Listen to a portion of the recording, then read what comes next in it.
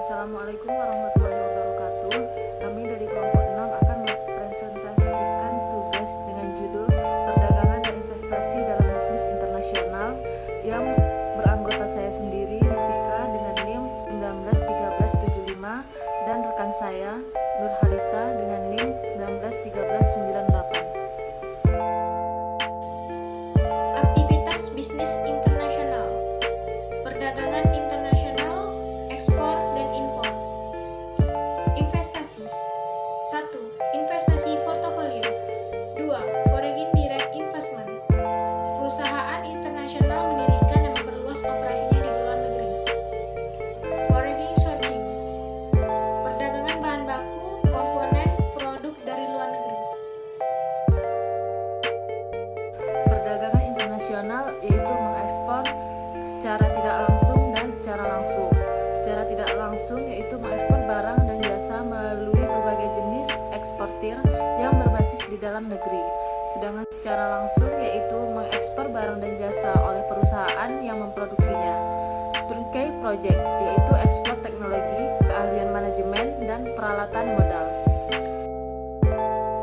Investasi luar negeri. Investasi portofolio. Pembelian saham dan obligasi untuk tujuan mendapatkan laba atau yang diinvestasikan. Investasi langsung. Pembelian saham yang cukup dalam sebuah perusahaan untuk memperoleh kontrol manajemen yang signifikan. Faktor-faktor yang mempengaruhi FDI, yaitu ada faktor pasokan. Faktor pasokan ada biaya produksi, logistik, ketersediaan sumber daya, akses terhadap teknologi.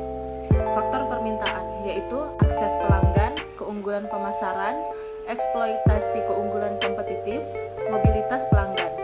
Sedangkan untuk faktor politik, yaitu menghindari rintangan perdagangan, intensif pembangunan ekonomi.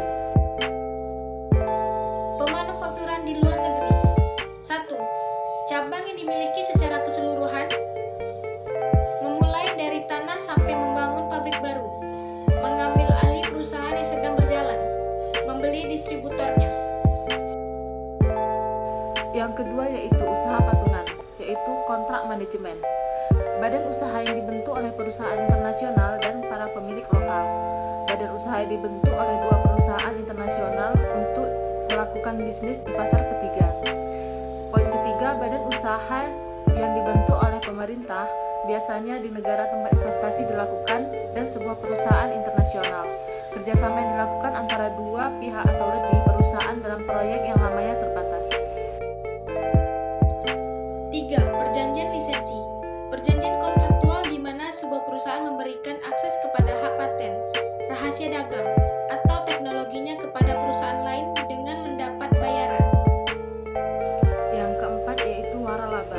Waralaba yaitu suatu bentuk pemberian lisensi di mana sebuah perusahaan mengadakan kontrak dengan perusahaan lain untuk mengoperasikan jenis usaha tertentu di bawah nama yang dibentuk sesuai dengan aturan-aturan tertentu. 5. Pemanufakturan kontrak.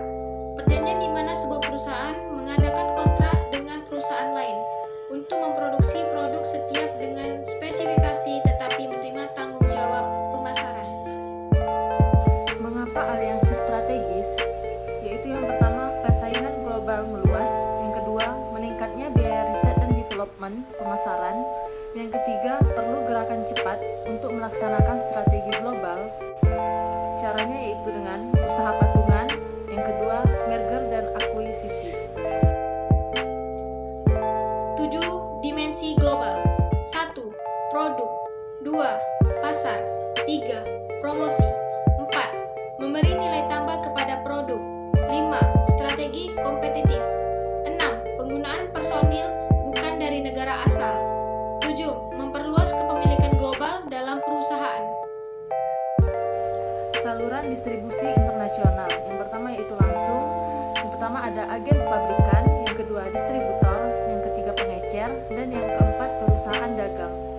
Untuk saluran distribusi internasional tidak langsung yaitu eksportir yang menjual untuk pabrikan, membeli untuk pelanggan luar negeri mereka, membeli dan menjual untuk sendiri.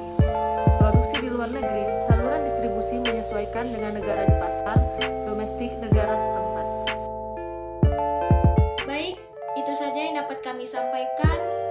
Wabillahi taufiq walhidayah. Wassalamualaikum warahmatullahi